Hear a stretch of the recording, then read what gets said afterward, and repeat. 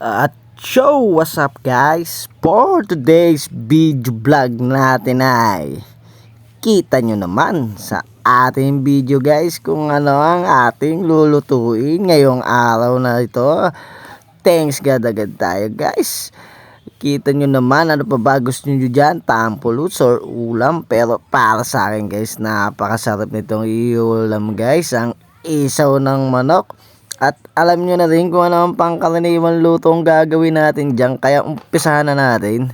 Ilapag muna agad natin ang ating mahiwagang sangkalan o gayatan. Lagyan natin ng sibuyas at dahon ng laurel at pamintang crack guys. Siyempre samahan na natin ang bechin yan.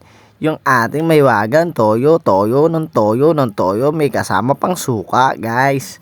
At syempre pagkatapos niya natin pakilala yung ating mga gagamitin, ay isang tabi mo na yan guys. At kumuha pa tayo, may kulang pa guys, parang may kulang pa yung siling pula natin guys. Iyan ang napakasarap na yan guys pag may siling pula, ang ating adobong isaw ng manok. At umpasahan na natin ang ating pagkagayat guys. Samahan muna natin ng konting triple time yung kilos natin para mabilis-bilis.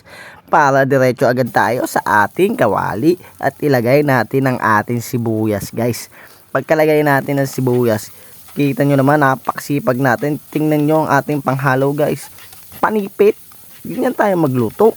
Budget meal pati panghalo. Panipit. At ilagay na natin ang isaw natin guys. Pagkalagay syempre ng isaw, gisahin nyo lang yan guys. Pakatasin nyo lang yung pinaglagaan ng ating isaw. Ganyan tayo magluto niyan guys. Yan ang proseso natin. At ginigisa ko rin siya guys. Pagkaiga niya, ginigisa ko agad siya sa toyo guys. Para yung lasa ng toyo guys, sagad hanggang ulo ng toyo na may toyo ka na. Joke lang. Ayan guys, syempre pagkagisa mo niyan, halo-halo ka ng konti para manuot yung lasa ng toyo yan guys. At takloban mo.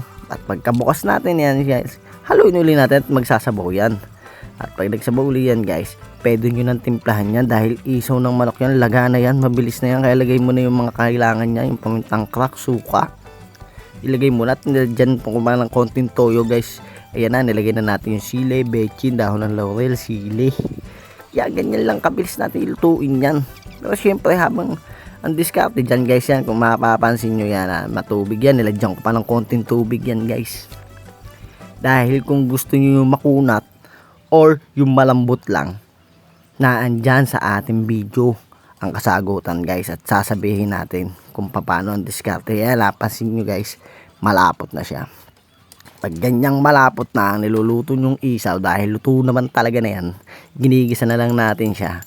Yan, optional lang yan, lagyan nyo ng mantika. At ang nilagay natin dyan ay garlic oil na maanghang guys. Iyan, ganyan kasarap yan. At haluin nyo lang siya ng haluin. Huwag nyo hayaang dumikit sa kawali. Bye bye!